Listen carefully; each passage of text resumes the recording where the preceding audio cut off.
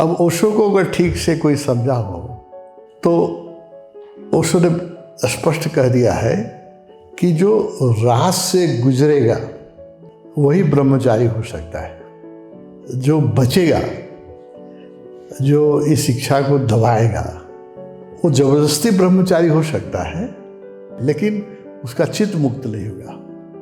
तो मैंने तो बहुत लोगों के पूर्व जन्म की यात्रा देखी है, तो मैंने देखा है कि जो लोग एक जन्म में ब्रह्मचर्य का व्रत लेते हैं उनका समाज में बड़ा आदर होता है बहुत, लेकिन उनकी जो इच्छा है, ये काम की इच्छा, प्रेम की इच्छा जो है नैसर्गिक, ये व्यक्ति की नहीं है।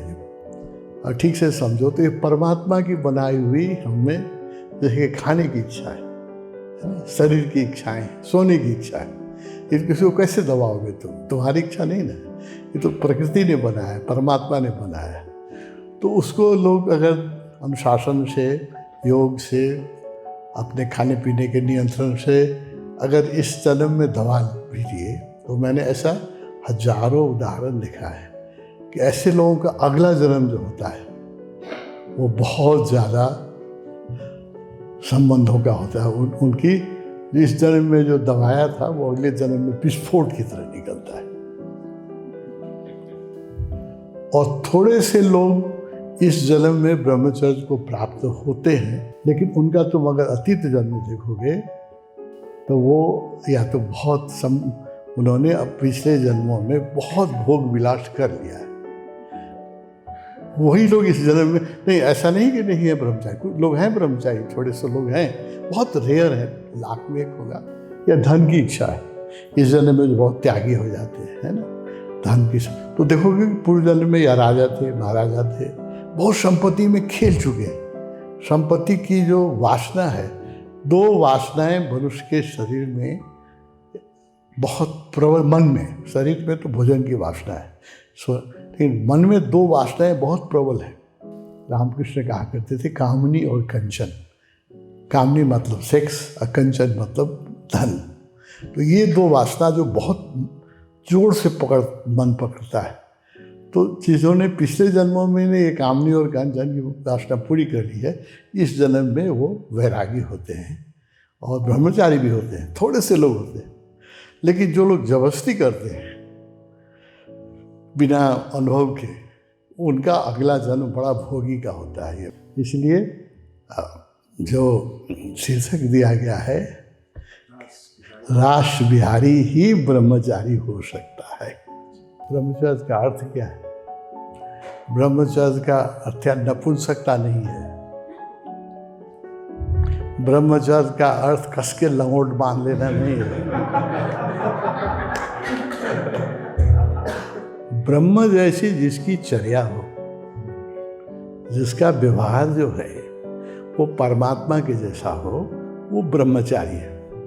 अब तुम अपने परमात्माओं को देखो, शिव जी तुम्हारे शब्दों में ब्रह्मचारी हैं, विवाहित हैं, राम ब्रह्मचारी हैं, कृष्ण ब्रह्मचारी हैं। जो हमारे आदर्श जितने पुरुष हैं या जितने ऋषि मुनि हैं, है ना, कनब ऋषि कहो, अष्टावक्र ऋषि कहो, है ना, नाम मुझे याद नहीं, जो भी ऋषि तुम बुद्ध काल से पहले के जितने ऋषियों का नाम लो, सब विवाहित हैं, पति पत्नी हैं, बच्चे हैं, है ना। वो लोग ब्रह्मचारी हैं क्योंकि उनकी चर्या जो है, उनका जो व्यवहार है वो पवित्र है। ब्रह्म स्वरूप व्यवहार जिसका हो वो ब्रह्मचारी। इसको समझो, नपुंसकता ब्रह्मचर्य नहीं है। मन में 50 तरह की वासनाएं खेलती रहे और शरीर से आदमी जबरदस्ती करे तो उसी को ब्रह्मचर्य समझा जा रहा है अभी आजकल, है ना। इसलिए देखोगे एक से एक ब्रह्मचारी अभी जेल में पड़े हुए हैं, है ना। और इतना ही नहीं, अमेरिका में जितने हिंदू गुरु गए हैं, अधिकांश को सेक्सुअल स्कैंडल के चलते 2-4 मिलियन डॉलर दे के समझौता करना पड़ा है। 10 मिलियन डॉलर भी, 8 मिलियन, वहाँ तो समझौता तो सब कुछ बिकता है, तो लोग, लड़कियाँ भी पैसा दे के मान जाती हैं। कल ही हम तुम्हारे साथ बैठे थे ना, 8 मिलियन डॉलर दे करके एक बुद्ध के बहुत नामी भिक्षु जिनको हम लोग इतना आदर करते हैं, रिम्बो सोग्याल रिम्पोचे है ना, वही भेजे सुपर, जिन्होंने ऐसा किताब लिखा है death, the Tibetan book of death है ना, living and dying, world famous किताब है। उनको भी अपने सेक्सुअल स्कैंडल के लिए $8 मिलियन दे करके निकलना पड़ा। कई संस्थाओं को अपनी मंदिर बेचना पड़ा है। उनके गुरुओं ने ब्रह्मचर्य, नियम में ब्रह्मचर्य है, लेकिन उनके गुरुओं ने उनके गुरुकुल में जो बच्चे पढ़ते थे उनके से पेडोफिल किया है, इसलिए मंदिर बेच करके कंपनसेशन देना पड़ा है। सब देखो खोल करके, कहाँ है ब्रह्मचर्य? ब्रह्मचर्य मन से होता है, शरीर से नहीं होता है। ब्रह्म जैसी चर्या है ना, तो राम जैसी चर्या जिसकी है वो ब्रह्मचारी है। राम के तो बच्चे थे, लवकुश थे है ना, सीता जी उनकी धर्म पत्नी थी। हिंदुओं के सारे गुरु विवाहित हैं।